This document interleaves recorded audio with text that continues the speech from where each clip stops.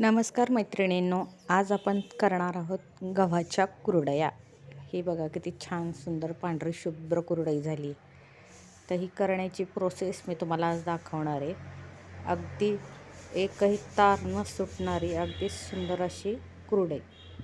तर हा गहू भिजत घालतानाचा व्हिडिओ माझ्याकडून डिलीट झाला, तर हे 4 दिवस गहू भिजवायचे आहेत आपल्याला। असे पातेल्यात भिजत घालायचे, सकाळ संध्याकाळ त्याचं पाणी बदलायचं आहे आणि चौथ्या दिवशी हे असं गहू धुवून स्वच्छ घ्यायचे।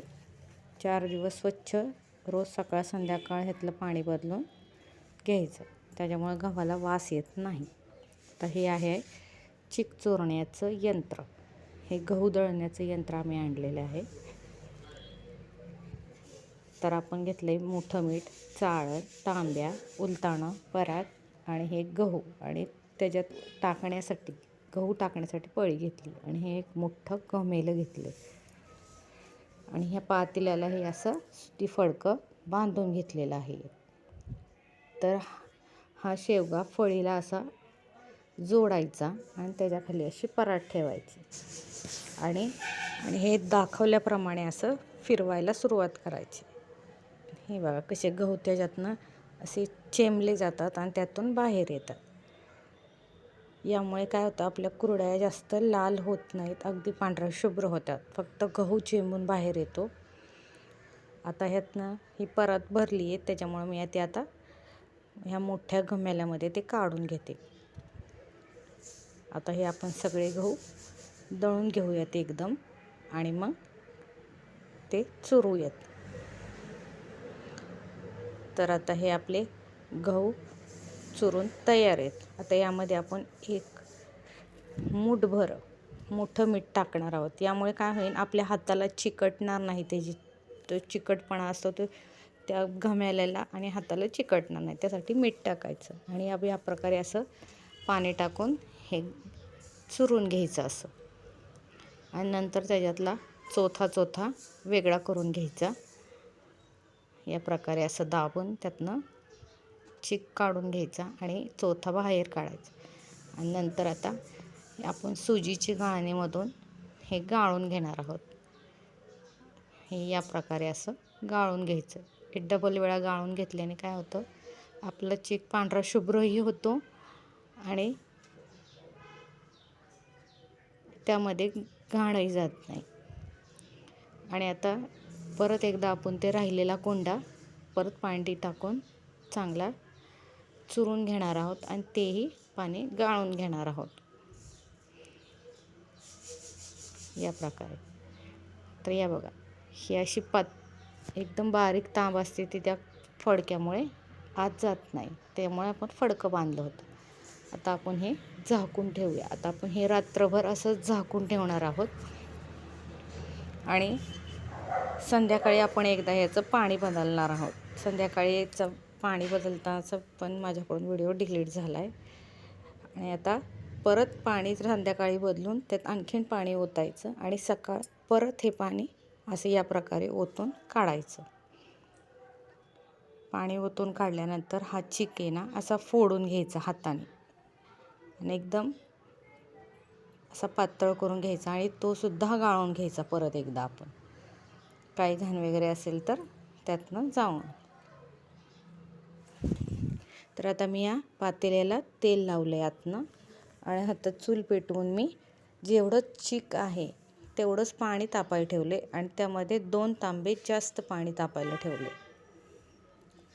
कारण गहू जर जुना असेल तर आपल्याला पाणी जास्त लागतं, त्याच्यामुळे आपण 2 तांबे पाणी जास्त ठेवलं आहे। ते आपण हटताना काढून घेणार आहोत। तर हे आता पाणी उकळलं आहे आपलं, तर आपण हे जे 2 तांबे जास्तीचे टाकले होते ते आपण काढून घेतले आणि आता त्यामध्ये आपण टाकणार आहोत मीठ। तर आपण आता ह्याच्यामध्ये मीठ टाकून घेऊयात। एक पसाभर म्हणजे एक मूठभर मीठ आपण त्याच्यात टाकणार आहोत आणि परत झाकण ठेवून त्याला एक उकळी येऊन देणार, म्हणजे त्यामुळे आपलं मीठ त्यात विरघळेल। मीठ विरघळतं आहे त्याच्यात, तोपर्यंत आपण चीक एकदा असा बेलण्याने फिरवून घेऊया। खाली चिकटलेला असतो त्याच्यामुळं तो काढून घ्यायचा. आता आपल्या पाण्याला उकळी आली. आता हे बघा, या प्रकारे असा चीक भरभर असा ओतत राहायचा आणि एक जणाने हलवत राहायचं. तर आमच्या जाऊबाई ह्या हलवत आहेत आणि मी ओतते आहे. आता ओतून झाल्यावर मी ते पातेलं घट्ट धरून ठेवलं आहे आणि त्या हटत आहेत.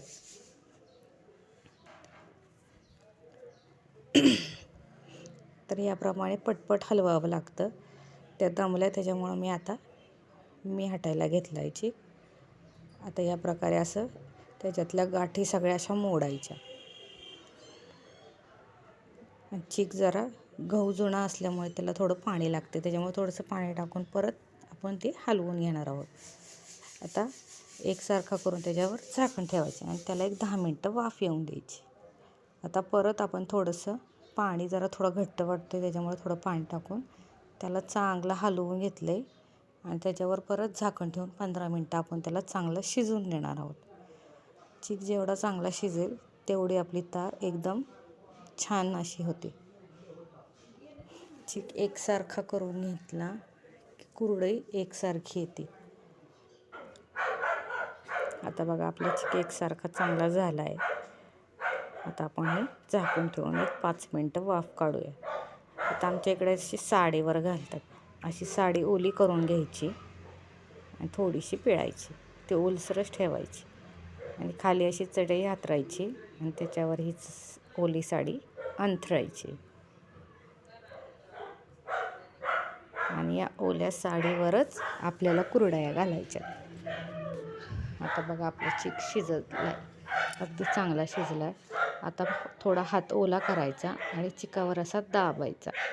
जर चीक आपल्या हाताला चिकटला तर म्हणायचं कच्चा आहे आणि जर नाही चिकटला तर म्हणायचं आपला चीक अगदी चांगला शिजला. आता हे बघा, आमच्या जाऊबाई त्यातनं पातेल्यातनं चीक काढतायत त्या. आता थोडा थोडा करूनच काढायचा, एकदम काढायचा नाही तो.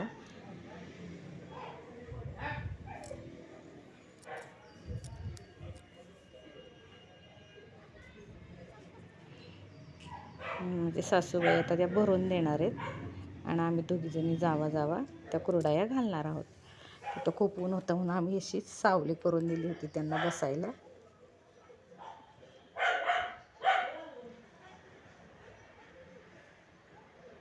आता काही असं भरतायत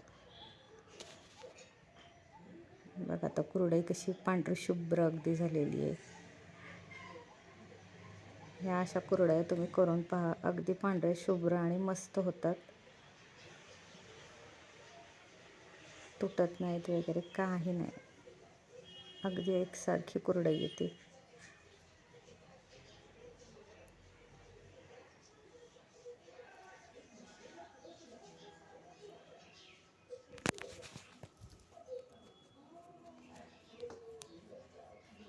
आता आम्ही दोघीजणी ह्या कुरड्या सगळ्या घालून घेतो.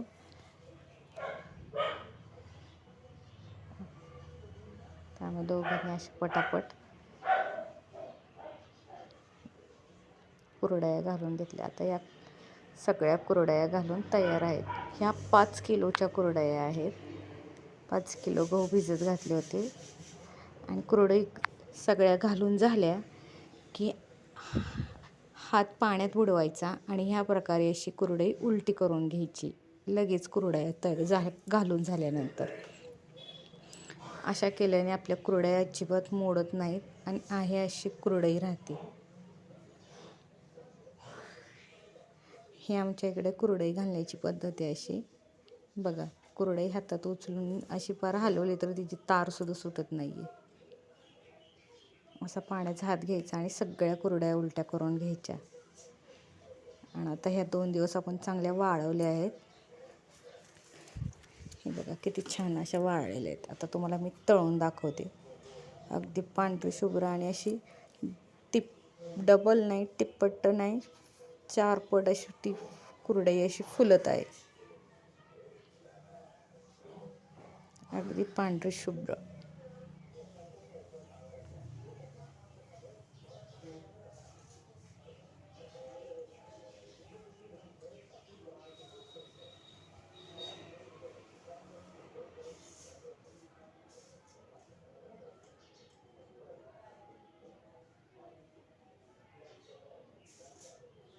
माझ्या या पद्धतीप्रमाणे तुम्ही कुरडया करून बघा आणि मला कमेंटमध्ये सांगा कशा झाल्या ते.